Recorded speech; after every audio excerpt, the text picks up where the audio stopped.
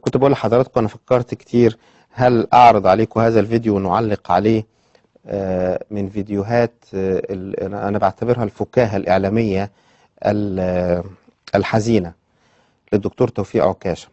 أنا كنت يعني مش ناوي أعرض الكلام الهزلي اللي هو قاله أمس، لكن بعد قرار المحكمة الإدارية العليا بأن كل الفلول يرجعوا يترشحوا تاني، وطبعا كان من أبرز هؤلاء المرشحين دكتور توفيق عكاشة في الانتخابات الماضية، فبالتالي هو كمان هيرجع يترشح تاني. فأنا حبيت أطلعكم على شيء من فكره وطريقة تعامله مع الأحداث والمعلومات وادعاء العلم في كل شيء حتى في الدين. عندنا 3 فيديوهات ليه. عايزين نبدأه بالسلفية، وهو بيعرف السلفية لمشاهديه ماذا يقول، عشان المرشح الناخب يعني يشوف فكرة دكتور توفيق عكاشة يستحق ان نديله صوت ولا لا.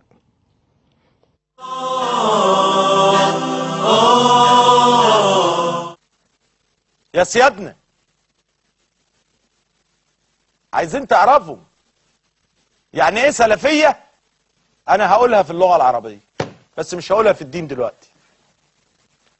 المسيحيين عارفين والارثوذكسيين عارفين، وانا بقول للارثوذكس اذا كنتوا بتخافوا على مصر وبتحبوا مصر قولوا من اين جاءت السلفية بالحقيقة بقى، قولوها عشان اقول ان انتوا خايفين على البلد. الناس بتقول انتوا هتقولوا، احنا مش عايزين نقول علشان ما يشككوش في كلامنا. انا معاكم لان انا قاري وعندي مستندات الواضحة وانا مسلم. السلفية يا اخواني لها مدخلين. السلفية مدخلين، المدخل اللغوي اللي هو معنى الكلمة، والمدخل المنهجي اللي هو المنهج. المدخل اللغوي والمدخل المنهجي. المدخل اللغوي يعني معنى كلمة سلفية ايه؟ معنى كلمة سلفية يعني الأسلاف السابقين والآباء والأجداد السابقين، بالطريقة البلدي عشان كل الناس تعرف. طيب الإسلام في حاجة اسمها سلفية؟ خالص إطلاقا، لا يوجد سلفية في الإسلام.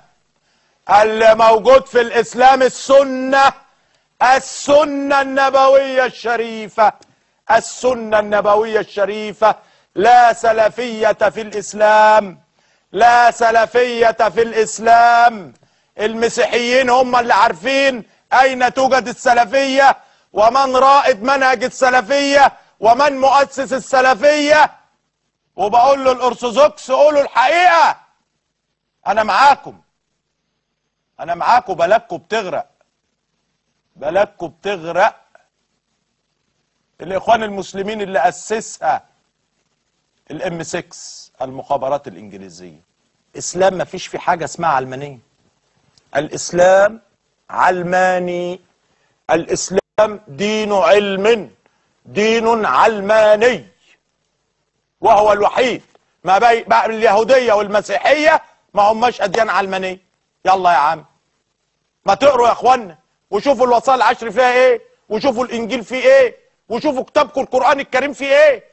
هتلاقي كله جايبه من اوله لاخره مسببات علم وعلوم في القرآن الكريم، بينما في الانجيل وفي التوراة موضوع مختلف. لكن انتوا ما بتقروش، لا قريتوا انجيل ولا قريتوا توراة، علشان كده قاعدين عمالين تجخوا اي كلام وخلاص. الله، انا الحقيقة اعصابي تعبت.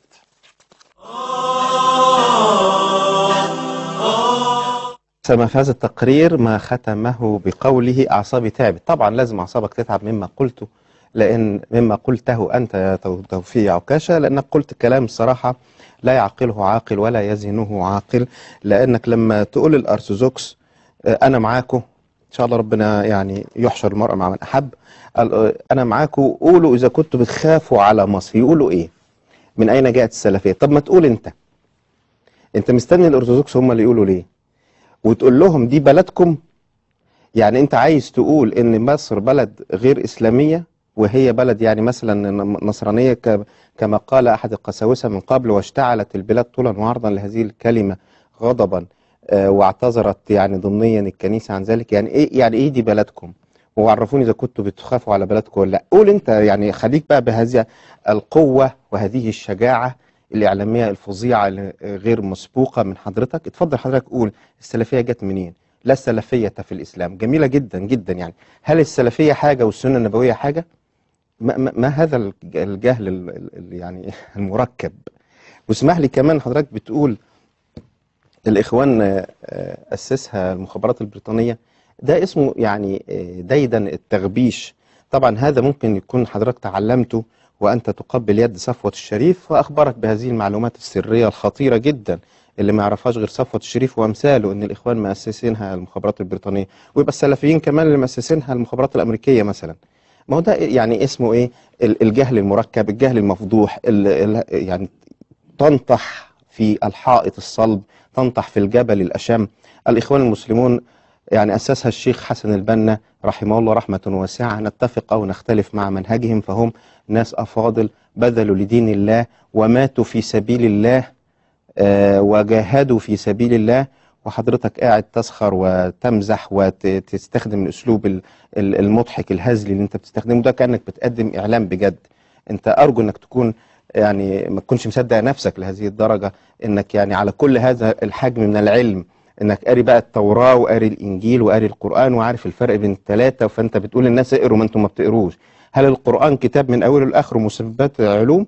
القرآن يجمع كل شيء. القرآن فيه روحانيات، القرآن فيه احكام، القرآن فيه عقائد، القرآن فيه تاريخ، القرآن فيه سيرة، القرآن فيه كل شيء، مش مسببات علم بس. يعني هو مش من يعني، وطبعا من المضحك جدا انك تقول ان الاسلام دين علماني لكله علم. العلمانيه ليست من العلم، العلمانيه من العالم وليس من العلم. هذا امور يعني اتمنى ان حضرتك لا تقحم نفسك في هذه المناقشات الشديده الثقيله بدون رصيد علمي لديك يعني يدعم